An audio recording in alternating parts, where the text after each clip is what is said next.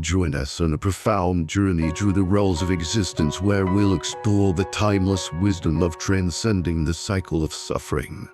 In a world where celestial beings revel in eternal pleasure, their lives remain overshadowed by the constant agony of impending death. Today we delve deep into the suffering of these celestial beings and the profound lessons they offer. But this isn't just a story. It's a gateway to understanding the essence of existence in the pursuit of true liberation. In this part, we will explore the concept of 6 realms of existence and how one can transcend the cycle of suffering. While many envy the bliss of celestial beings, few truly understand the suffering of humans. Typically, celestial beings enjoy all forms of happiness and pleasure while living in a state of constant indulgence. However, they lack any spiritual cultivation, and their existence is characterized by turmoil and chaos. Although celestial beings may have incredibly long lifespans in their own perception, they are on the brink of death with their lives drawing to a close.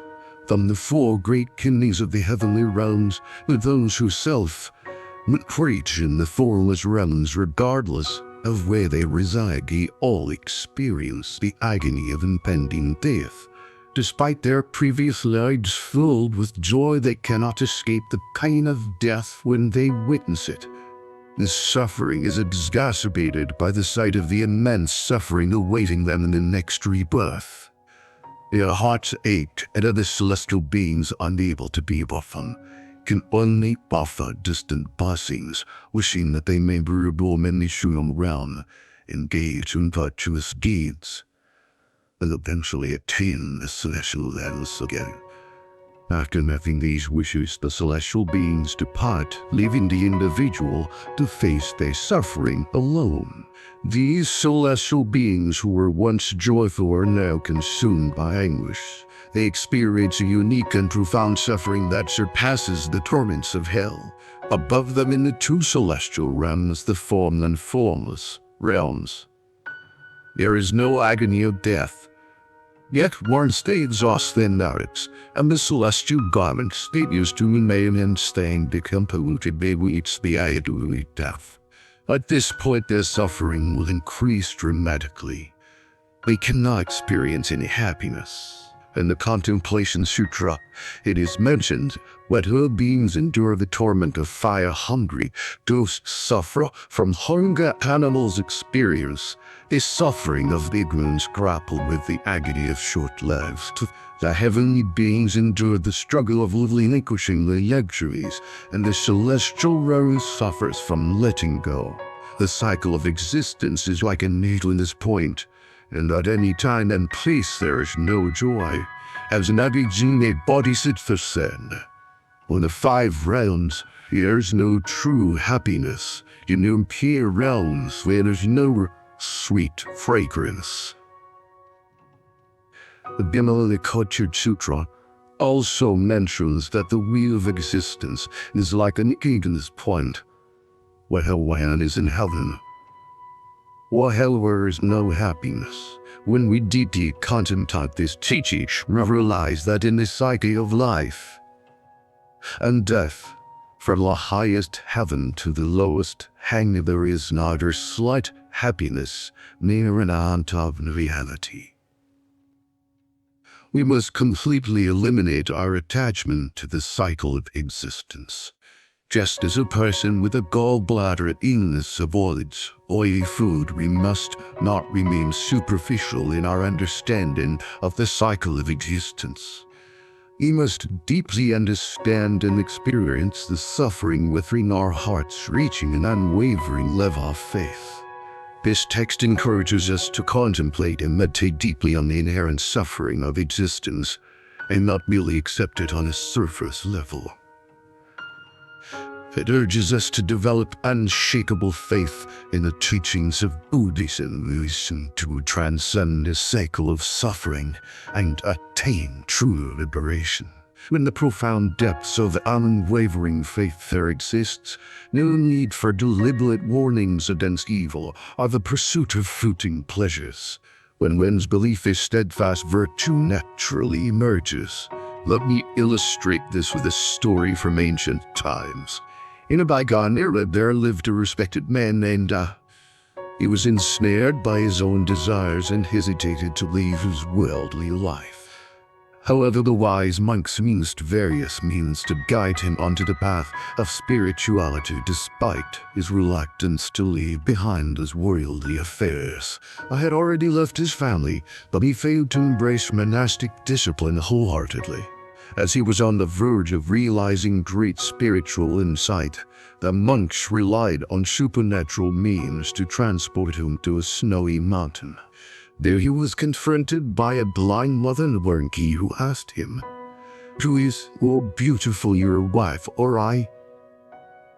Without hesitation, he replied, "My wife, of course."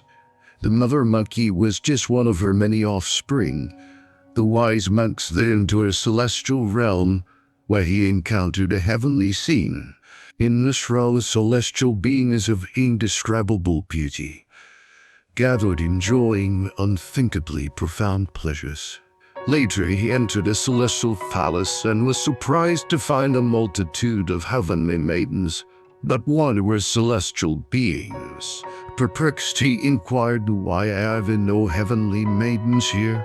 They replied, "That you unwilled, you wise one failed to cultivate your virtues and discipline.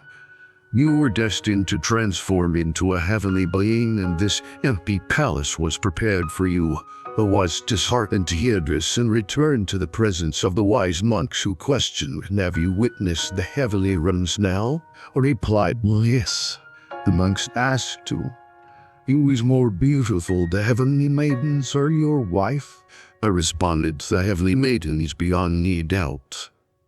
With this revelation, the monks made it clear to her that his path was different from that of others.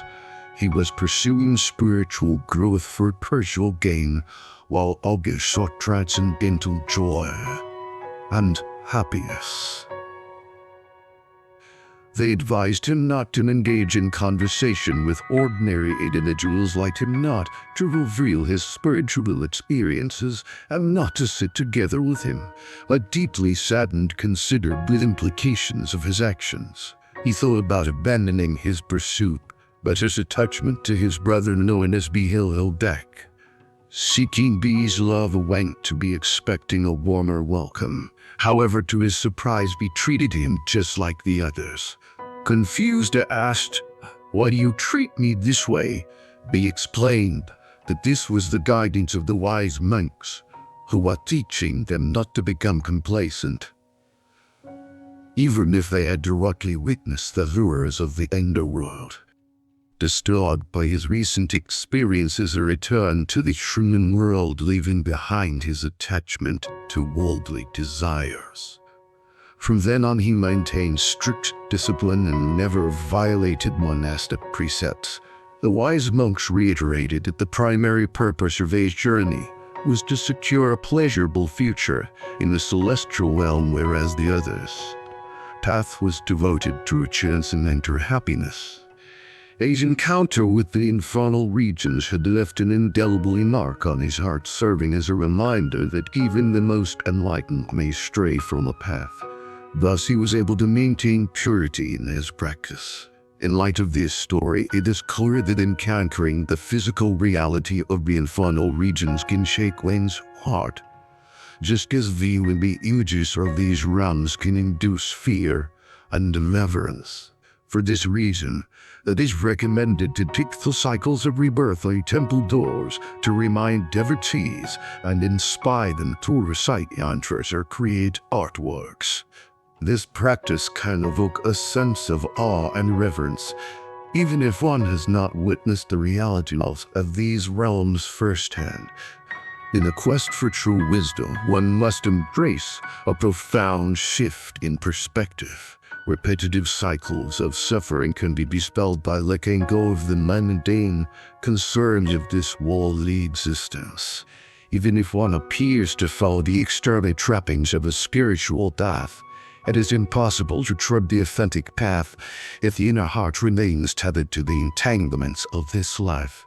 In a sacred monastery nestled near a tranquil retreat, a disciple approached a venerable monk and inquired, "Venerable, when after I attain this tranquil retreat, shall I proceed to practice meditation?" The venerable monk responded, "Meditation alone truly leads you to the right path."